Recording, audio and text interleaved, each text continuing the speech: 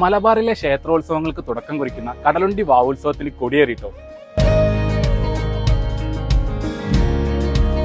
ഈ വരുന്ന ഒക്ടോബർ 19 തീയതി ഉച്ചയ്ക്ക് 2:30 ശേഷം മണ്ണൂർ ജാതവം കോട്ടയിൽ വെച്ചിട്ട് ജാതവം പുറപ്പാടുണ്ട്.